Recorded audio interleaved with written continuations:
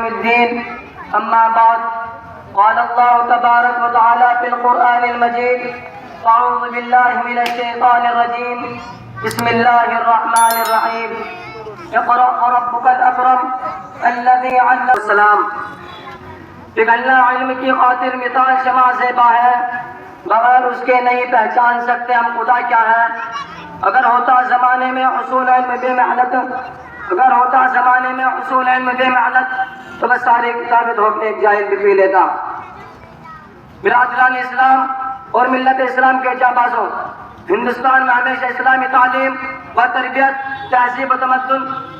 اور دعوت اشاعت القرآن و سنت کا گہوارہ رہا ہے۔ اس ملک میں جب بھی دین متین کی نورانی شکلوں کو مسخ کرنے کی اشاعت رچی گئی اور نور اسلام کو کھوکھلا کرنے کی کوشش کی گئی تو ان حالات کو دیکھ کر سب سے پہلے اہل اللہ اور علماء دین کے قلوب بے چین ہوئے، جنہوں نے دنیا کو انسانیت کا پیام، وفا کا پیغام اور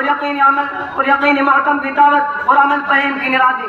جن مقدس ہستیوں کو دنیا اسلام ان آداب و القاب سے پکارتی ہیں، قاسم العلوم والخیرات حضرت مولانا قاسم صاحب نانوتوی رحمۃ اللہ علیہ، حضرت مولانا سعادت علی صاحب رحمۃ اللہ علیہ بانی سہارنپور، بانی مظاہر العلوم سہارنپور، داعی اللہ حضرت مولانا الیاس صاحب کانوی رحمۃ اللہ علیہ،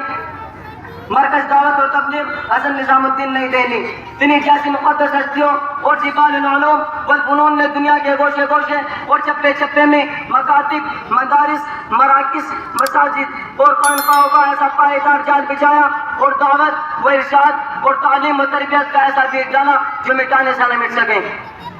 اور پوری ملت اسلامیہ ان کے انوار و برکات سے سیراب و پیشاب ہو رہی ہے۔ ان حضرات کے لگائے ہوئے تناور درختوں کا سایہ اتنا دراز ہوا کہ بوسط قبرستان، چمنستان محمد کے باغ ہو گئے۔ محترم حضرات، مدرسہ اسلامیہ دین کے قلعے اور بنیادی اساس ہے۔ یہ مدرسہ وہ کارخانہ ہے جہاں دین کے داعی اور اسلام کے سپاہی تیار کیے جاتے ہیں۔ مدرسہ وہ فیکٹری ہے جہاں قلب و نگاہ اور ذہن وہ دماغوں کو اسلامی سانچے میں ڈالے جاتے ہیں۔ مدرسہ وہ جگہ ہے جہاں شریعت اسلامیہ کا لباس ہوتا ہے۔ مدارس میں پڑھنے والے دہشت گرد نہیں ہوتے،